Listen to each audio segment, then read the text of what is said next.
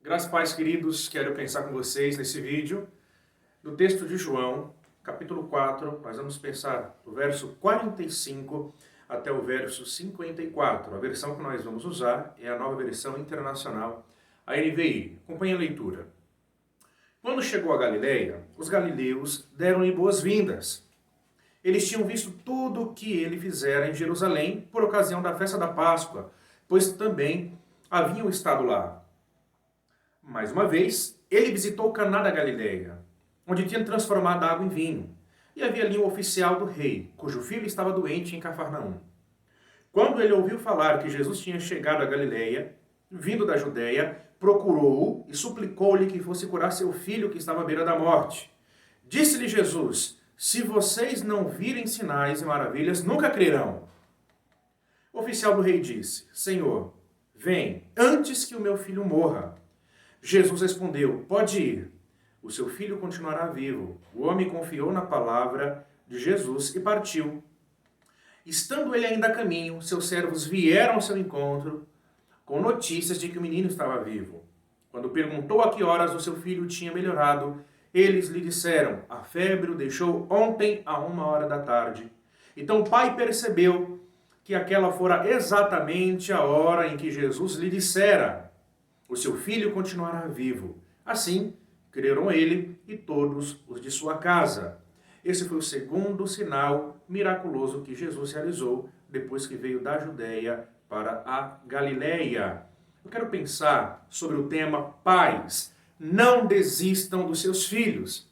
Nós temos aqui João narrando uma história bastante dramática de um pai, de um oficial do rei, que procura Cristo, para que Cristo pudesse intervir de maneira milagrosa na vida do seu filho, trazendo cura ao seu corpo.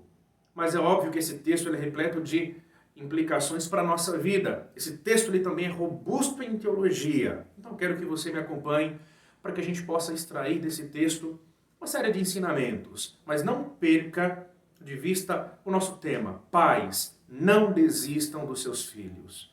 Pais, não desistam dos seus filhos. Vamos então, separei 4 lições a partir desse texto para as nossas considerações. Primeiro, Jesus e a religiosidade superficial dos galileus. Nós vemos isso lá no verso 45. No verso 45, nós temos aí uma aparente boa recepção por parte dos galileus em relação a Jesus quando ele volta para Galileia. Mas nós vemos que aqui é uma recepção superficial. E nós vemos aqui que João narra essa recepção com bastante ironia, com muita ironia. Os galileus aqui, eles não estão alegres porque creram através dos milagres que Jesus Cristo era o Deus encarnado. Era de fato o Filho de Deus. Mas os galileus aqui, eles estão alegres porque o curandeiro de Caná voltou para sua terra.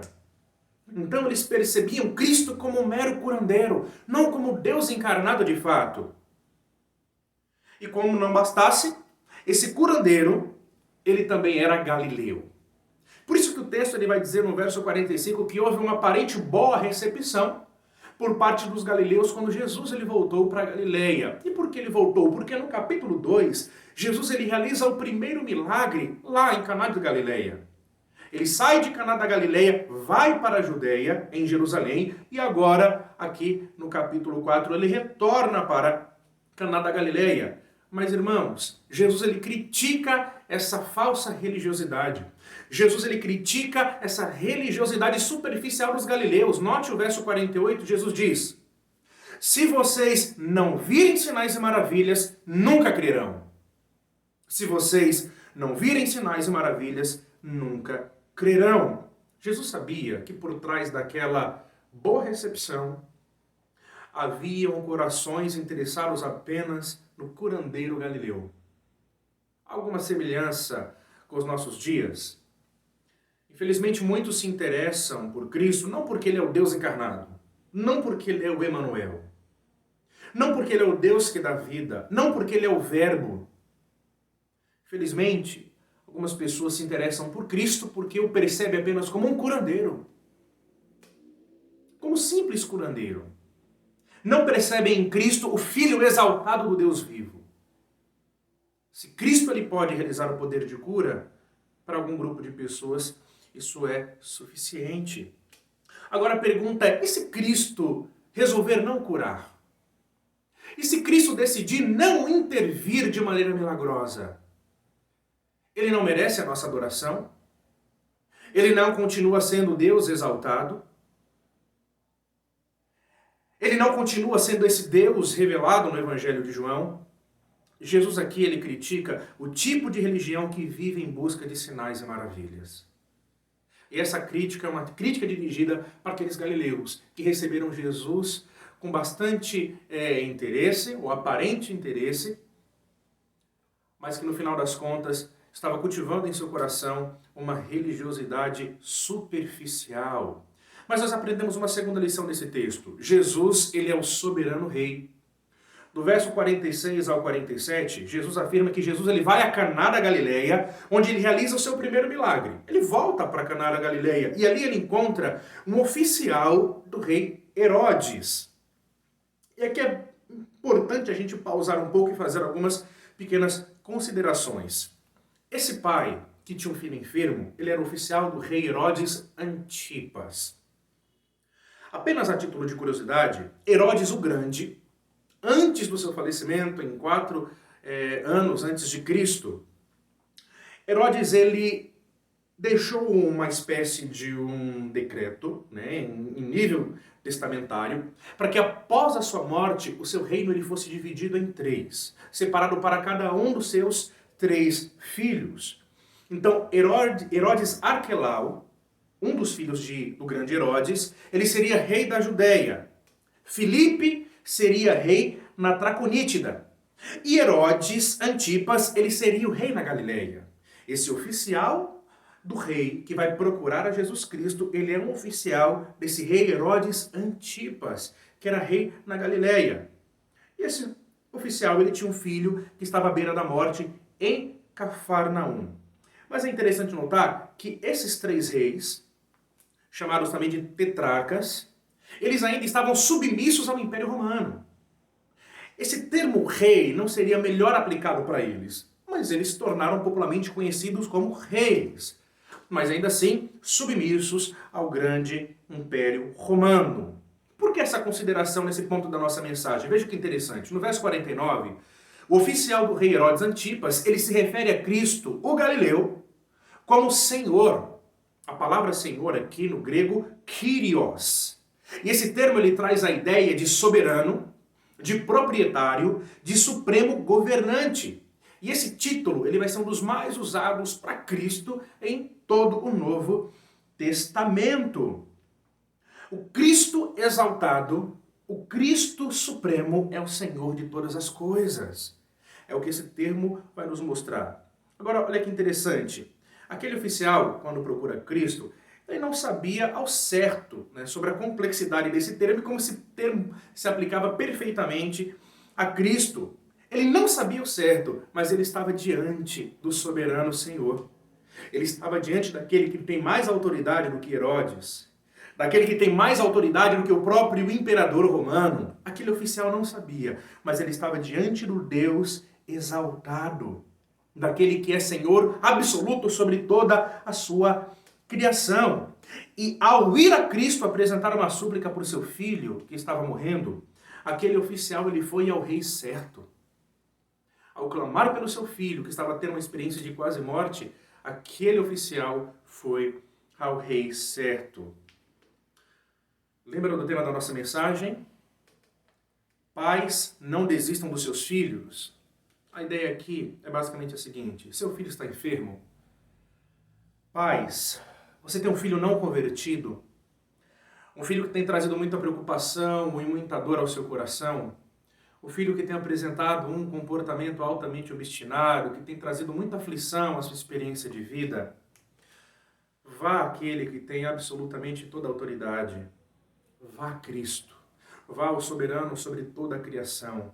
Vá àquele que tem todo o poder e apresente um clamor a ele. Faça como esse oficial fez. Mas não procure a Cristo simplesmente porque ele tem poderes milagrosos, porque ele pode intervir de maneira extraordinária na vida humana. Vá a Cristo, porque Ele é o soberano Rei, porque Ele é Senhor sobre toda a criação, porque não existe ninguém em toda a história, na experiência de vida humana, que possui a autoridade que o Senhor Jesus Ele possui. Ele é o Senhor dos senhores. Então, pais, não desistam dos seus filhos, mas procure o soberano certo. Procure aquele que tem poder para intervir de maneira divina, extraordinária na sua vida, na vida da sua família. Mas em terceiro lugar, nós vemos aqui que Jesus ele é o compassivo Deus. Diante do clamor de um pai desesperado, convencido de que aquele pai necessitava sinceramente de uma intervenção divina, após a própria crítica que Jesus fez no verso 48, criticando a superficialidade da religião dos galileus, aquele pai permanece ali. Ele continua resoluto, clamando, esperando que Jesus ele intervenha na vida do seu filho. Então Jesus ele realiza um milagre diferente. Jesus ele não vai pessoalmente a Cafarnaum. Ele não sai da Galileia e vai para Cafarnaum. Mas ele simplesmente, pela sua palavra, ele diz que o filho daquele homem estava curado. E o milagre acontece a aproximadamente 30 quilômetros de distância. Essa distância aproximada entre Caná e Cafarnaum, talvez um pouquinho mais. Mas o milagre, de fato, acontece. Veja, no verso 50, o texto diz que o oficial se submeteu à palavra de Cristo. A expressão que aparece é que aquele homem confiou na palavra de Cristo, mesmo sem ver o milagre. Ele simplesmente creu. E ele foi, então, de Caná para Cafarnaum, crendo naquele milagre. O que nós aprendemos é que a fé autêntica, ela não precisa ver para crer. Infelizmente, nós somos assim. Nós queremos ver, nós queremos tocar. A semelhança de Tomé, inclusive Tomé, ele faz parte do término desse livro, do epílogo desse livro, quando Jesus critica Tomé, porque Tomé ele precisava tocar, ele precisava perceber para de fato crer. E a fé autêntica ela não precisa ver para crer. E a fé autêntica, ela reconhece o senhorio de Cristo e se submete à sua palavra. Foi o que esse homem fez. Ele se submeteu à palavra de Cristo. Ele percebeu Cristo como supremo Criador, como soberano. E ele creu. Interessante notar que algumas pessoas gostam de Jesus. Acham Jesus até legalzinho. Mas não percebem que Jesus ele é o Senhor soberano sobre toda a nossa vida. Jesus ele não é apenas um homem popular. Ele não é um acidente histórico. Ele não foi um influenciador da sua época. Jesus ele é o soberano Senhor sobre toda a criação. Ele é o Rei absoluto sobre todas as coisas. Esse homem creu. E ele saiu de Caná e ele foi para Cafarnaum, tendo essa expectativa positiva de que Deus ele poderia intervir na vida do seu filho. Fé é isso. Creia que pode existir uma intervenção milagrosa sobre a vida da sua família. Tenha essa expectativa positiva, isso é fé. Essa expectativa positiva de que Cristo pode mudar a realidade da experiência de vida dos seus filhos. Se você tem algum filho distante, algum filho que mora longe de você, essa palavra também se aplica. Porque o milagre realizado é um milagre à distância. Isso significa que você pode orar nesse momento, você pode clamar nesse momento, você pode suplicar a Cristo nesse momento. Porque distância não é um problema para o soberano Cristo. Não é um problema para o nosso Senhor Jesus Cristo. Então ore, confie, creia no Senhor. Mas agora, chegando ao fim desse texto, nós vemos o seguinte, que Jesus é o Deus que dá vida. Você notou que esse texto ele é profundamente cristológico? Jesus, em primeiro lugar, e a religiosidade superficial dos galileus. Jesus critica a superficialidade da religião deles. Segundo lugar, Jesus, o soberano rei. Nós vemos aqui que esse texto mostra que o Senhor ele é soberano sobre toda a criação e que não existe alguma autoridade no mundo que sobrepuja a autoridade do Cristo exaltado. Nós vimos também que Jesus agora, ele é um Deus compassivo. Quando há sincero clamor, quando há súplica e submissão ao Senhor, há sim essa possibilidade de experimentar a compaixão desse bondoso Deus. E por fim, Jesus é o Deus que dá vida. Do verso 51 em diante, nós vemos que o oficial, então, ele desce de Cafarnaum, ou melhor, de Caná até Cafarnaum, e ele ouve antecipadamente, por parte dos seus servos, a confirmação do milagre. Mas ele questiona a hora do milagre. Qual horário isso aconteceu? Ele queria ter certeza que houve ali uma harmonia entre a palavra do Senhor Jesus e o momento do milagre. E é de fato confirmado que Jesus ele realizou o milagre. O menino foi curado e toda a família creu. Interessante notar que aquele homem ele creu em Jesus. O texto diz que ele confiou na palavra de Jesus, saiu de Caná e foi para Cafarnaum. Mas no caminho ele questiona a hora do milagre. Pode parecer um pouco estranho isso. Nós podemos até postular que esse homem teve um vacilo em sua fé. Mas sabe o que esse texto nos mostra? Que a fé verdadeira, ela questiona. A fé verdadeira, ela não é ignorante. Aquele que é cristão, ele não tem um cabresto intelectual. Aquele que é cristão, ele questiona a sua fé, a validade da sua fé, a veracidade da sua fé. Questionar não é um problema. Não é um problema. A fé verdadeira, ela também questiona. De quando em vez, a fé verdadeira, ela também vacila. A fé verdadeira, de quando em vez, ela também vacila em algum momento. O que nós vemos nesse texto também é que a fé verdadeira, ela também precisa de confirmação. E a fé verdadeira, ela se desenvolve. É isso que nós vemos. O homem que não sabia de fato quem era Jesus, mas que vai percebendo quem era Jesus de acordo com toda aquela narrativa, dentro de toda aquela experiência. A fé do oficial do rei, ela foi desenvolvendo-se dentro de toda aquela experiência. Mas não apenas. O que é importante a gente notar também, ao finalzinho agora dessa mensagem, é que a expressão seu filho vive, ela aparece 3 vezes nesse texto, versos 50, 51 e 53. O objetivo de João, na verdade, em todo o Evangelho de João, é ressaltar a divindade de Jesus Cristo, desde o prólogo até o epílogo. Toda a estrutura interna de João, construída através de 7 milagres, tem o objetivo de ressaltar a divindade de Cristo, de que o Cristo, o Messias prometido no Antigo Testamento, é esse Cristo encarnado, vivenciando nos dias desses judeus. O objetivo de João era, de fato, então, ressaltar a divindade de Cristo. Então, quando essa expressão aparece 3 vezes, seu filho vive, seu filho vive, seu filho está vivo, o que João está mostrando é que Cristo dá vida. Sim, o Deus do Antigo Testamento dá vida. Se esse Cristo dá vida, há uma correlação perfeita e harmoniosa entre o Deus do Antigo Testamento e Emanuel, o Cristo encarnado, o Logos, o Verbo. Cristo é Deus. Esse é o desfecho daquilo que João está tentando nos mostrar. E no fim, toda a família creu em Cristo Jesus. Eu tenho algumas aplicações finais para o nosso coração à luz dessa mensagem. Em primeiro lugar, não procure Cristo apenas por cura. Cristo, ele criticou esse tipo de busca. Multidões que o procuravam apenas para ter uma experiência milagrosa em sua vida. Pessoas que não estavam interessados na pessoa de Cristo, mas simplesmente naquilo que ele poderia oferecer.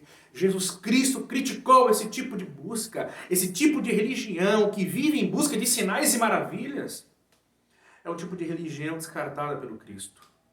Em segundo lugar, Jesus ele é o soberano e supremo rei sobre toda a criação. É nesse Cristo que você tem que crer. É no Emanuel, no Deus encarnado. Toda a autoridade foi dada a Cristo. Não perceba Cristo apenas como um simples curandeiro. Ele é o Senhor supremo de toda a nossa vida. E se você que ainda não teve uma real experiência de conversão, não entendeu isso, creia nisso. Creia nisso. Jesus ele quer a sua vida inteira. Ele é Senhor sobre toda a criação. Ele não quer um relacionamento básico, parcial. Ele te quer por completo, inteiramente. Em terceiro lugar, não desista dos seus filhos. Esse texto nos mostra que Cristo pode transformar os nossos filhos. Cristo pode salvá-los. Cristo pode dar vida, porque Ele é Deus. Ele pode fazer isso. Sei que experiência você tem vivenciado com seus filhos. Mas independente de qual seja essa experiência, Cristo pode transformar a vida dos seus filhos. Ele é Deus. Ele é soberano. Ele pode dar vida. Ele pode conduzir você a uma experiência de profunda alegria através do que ele pode fazer na sua família. E em quarto e último lugar, sabe o que é interessante? Toda essa procura começou porque o filho daquele homem estava enfermo. Aquele homem ele se dispôs a procurar a Cristo porque o seu filho estava numa experiência de quase morte. Esse texto então nos mostra também que uma crise familiar, um problema na família, um problema com filhos, pode conduzir uma família a conhecer quem de fato é o Cristo da Bíblia. Portanto, se você tem vivenciado uma experiência muito dolorosa na sua vida, se você tem percebido que seus filhos estão enfermos, talvez isso possa conduzir a sua família a perceber o verdadeiro Cristo da Escritura Sagrada. Desse momento de sensibilidade, onde há uma procura por espiritualidade, por aquilo que é religioso, eu te oriento a procurar ao Cristo bíblico. Não porque ele pode curar fisicamente, mas porque ele é o Deus encarnado e ele pode conceder verdadeira salvação. Não desista dos seus filhos. Apresente os seus filhos diante de Deus, clame a Ele e, por certo, você terá uma experiência vitoriosa. Em nome do Senhor Jesus. Quero orar com você nesse momento. Curve a sua fronte onde você está. Santo Deus, eterno Pai, obrigado por esse texto, Senhor. Obrigado por percorrer um pouco nessa experiência tão maravilhosa desse oficial. É verdade, Senhor, que hoje muitas pessoas procuram Cristo simplesmente porque Ele pode oferecer uma cura física, uma experiência sobrenatural. Mas esse texto nos mostra, Pai, João revelando, Pai amado, que o Cristo da Escritura Sagrada é o Deus encarnado, é o Deus que dá vida.